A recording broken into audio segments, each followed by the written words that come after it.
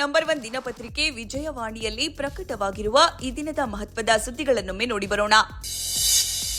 ಮುಂಬರುವ ಗ್ರಾಮ ಪಂಚಾಯಿತಿ, ತಾಲೂಕು ಪಂಚಾಯಿತಿ, ಜಿಲ್ಲಾ ಪಂಚಾಯಿತಿ ಮತ್ತು ಜಿಬಿಎ ಚುನಾವಣೆಗಳಿಗೆ ಈಗಿನಿಂದಲೇ ಸಜ್ಜಾಗಬೇಕು.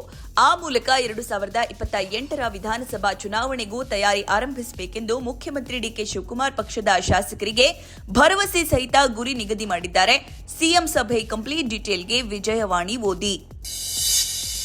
ಸಚಿವ ಸ್ಥಾನದಿಂದ ಬಿ ನಾಗೇಂದ್ರ ಅವರನ್ನ ವಜಾಗೊಳಿಸುವಂತೆ ಆಗ್ರಹಿಸಿ ವಿಧಾನಮಂಡಲ ಅಧಿವೇಶನದಲ್ಲಿ ಹೋರಾಟ ನಡೆಸಿದ್ದ ಬಿಜೆಪಿ ಇದೀಗ ಜೆಡಿಎಸ್ ಬೆಂಬಲದೊಂದಿಗೆ ರಾಜ್ಯ ಸರ್ಕಾರದ ವಿರುದ್ಧ ಪಾದಯಾತ್ರೆ ಘೋಷಿಸಿದೆ. ಸೆಪ್ಟೆಂಬರ್ 1ರಂದು ರಾಯಚೂರು ಜಿಲ್ಲೆಯಿಂದ ಆರಂಭವಾಗುವ ಪಾದಯಾತ್ರೆ ಸೆಪ್ಟೆಂಬರ್ 10ರಂದು ಬಳ್ಳಾರಿಯಲ್ಲಿ ಸಮಾರೋಪಗೊಳ್ಳಲಿದೆ. ಈ ಸುದ್ದಿಗೆ ಮುಖಪುಟ ನೋಡಿ. ಕರ್ನಾಟಕ ಲೋಕಸೇವಾ ಆಯೋಗದ ಅಧ್ಯಕ್ಷ ಸ್ಥಾನದಿಂದ ಶಿವಶಂಕರಪ್ಪ ಎಸ್ ಸಾಹುಕಾರ್ ಅವರನ್ನ ಭಾರತದ ಸಂವಿಧಾನದ 317 ವಿಧಿಯ ಅಡಿ ರಾಜ್ಯಪಾಲರು ಮತ್ತೊಮ್ಮೆ ಅಮಾನತುಗೊಳಿಸಿ ಆದೇಶ ಹೊರಡಿಸಿದ್ದಾರೆ. ಸಚಿವ ಸಂಪುಟವು ಆಗಸ್ಟ್ 21ರಂದು ನೀಡಿದ ಶಿಫಾರಸಿನ ಮೇರೆಗೆ ಈ ನಿರ್ಧಾರ ಕೈಗೊಳ್ಳಲಾಗಿದ್ದು, ರಾಷ್ಟ್ರಪತಿ ಮುಂದಿನ ಆದೇಶ ನೀಡುವವರೆಗೆ ಅಮಾನತು ಆದೇಶ ಜಾರಿಯಲ್ಲಿರಲಿದೆ. ಮತ್ತೊಂದೆಡೆ ಕೆಪಿಎಸ್ಸಿ ಮೇಲೆ ಸಿಐಡಿ ಮತ್ತೊಮ್ಮೆ ದಾಳಿ ನಡೆಸಿದೆ. ಇನ್ನು ಇಡಿ ವಿಚಾರಣೆಗೆ ಜ್ಞಾನೇಂದ್ರ ಮತ್ತೆ ಗೈರಾಗಿದ್ದಾರೆ. ಈ ಸುದ್ದಿಗೆ ಇಂದಿನ ಸಂಚಿಕೆ ಓದಿ. ಎಂಜಿನಿಯರಿಂಗ್ ಸೇರಿದಂತೆ ವೃತ್ತಿಪರ ಕೋರ್ಸ್ಗಳ ಪ್ರವೇಶಕ್ಕೆ 2ನೇ ಸುತ್ತಿನ ಸೀಟು ಹಂಚಿಕೆಯ ಅಂತಿಮ ಫಲಿತಾಂಶವನ್ನು ಕರ್ನಾಟಕ ಪರೀಕ್ಷಾ ಪ್ರಾಧಿಕಾರವು ಪ್ರಕಟಿಸಿದೆ. ಆದರೆ ಈ ಸುತ್ತಿನಲ್ಲಿ ಕೆಲವು ಕಠಿಣ ಷರತ್ತುಗಳನ್ನು ಸೇರಿಸಿರುವುದು ಪಾಲಕರ ಆಕ್ರೋಶಕ್ಕೆ ಕಾರಣವಾಗಿದೆ. ಈ ಸುದ್ದಿಗೆ ಸಮಸ್ತ ಕರ್ನಾಟಕ ಪುಟ ನೋಡಿ.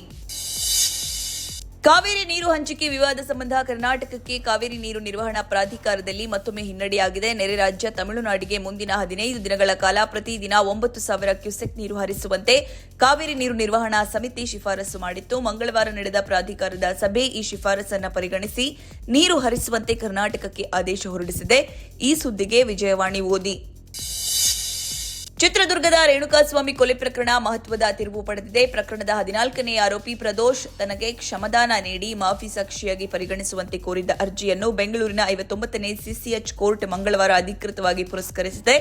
ಈ ಸುದ್ದಿಗೆ ಸಮಸ್ತ ಕರ್ನಾಟಕ ಪುಟ ನೋಡಿ. ಇಸ್ರೋ ರಾಕೆಟ್ ಉತ್ಪಾದನೆ ಸ್ಥಗಿತಗೊಳಿಸಿ ಸಾರ್ವಜನಿಕ ಮತ್ತು ಖಾಸಗಿ ವಲಯದ ಕಂಪನಿಗಳಿಗೆ ಜವಾಬ್ದಾರಿ ಹಸ್ತಾಂತರಿಸಿದ್ದ ಬೆನ್ನಲ್ಲೇ ರಕ್ಷಣಾ ಸಂಶೋಧನೆ ಮತ್ತು ಅಭಿವೃದ್ಧಿ ಸಂಸ್ಥೆ ಅಭಿವೃದ್ಧಿಪಡಿಸಿರುವ ಕ್ಷಿಪಣಿ ತಂತ್ರಜ್ಞಾನವನ್ನು ರಕ್ಷಣಾ ವಲಯದ ಕಂಪನಿಗಳಿಗೆ ಹಸ್ತಾಂತರಿಸಲು ಸರ್ಕಾರ ಅನುಮೋದನೆ ನೀಡಿದೆ. ಈ ಸುದ್ದಿಗೆ ದೇಶ ವಿದೇಶ ಪುಟ ನೋಡಿ.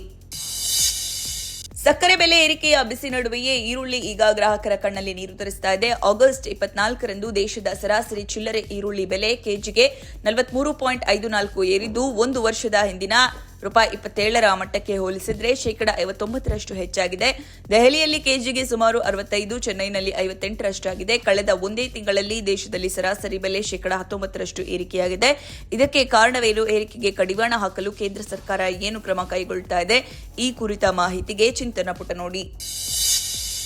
ಇರಾನ್ ಮೇಲೆ ಅಮೆರಿಕ ನಿರ್ಬಂಧ ವಿಧಿಸಬಹುದೆನ್ನುವ ಮಾಹಿತಿ ನಿಜವಾದ ಹಿನ್ನೆಲೆಯಲ್ಲಿ ಕಚ್ಚಾ ತೈಲದ ಬೆಲೆ ಇಳಿದಿದೆ.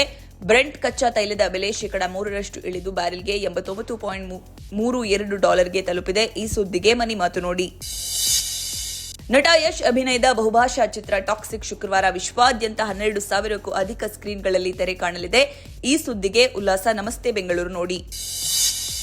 ಇವಿಷ್ಟೇ ಅಲ್ಲ, ಮುಂಜಾನೆ ಮಾತು, ಅಂತರಂಗ, ಭವಿಷ್ಯ, ಮನೋವಿಕಾಸ ಕಾಲಂಗಳು, ಕ್ರೀಡೆ, ಸಿನಿಮಾ, ದೇಶ ವಿದೇಶಗಳ ಭರಪೂರ ಸುದ್ದಿಗಳ ವಿಶೇಷಗಳಿಗಾಗಿ ವಿಜಯವಾಣಿ ಓದಿ.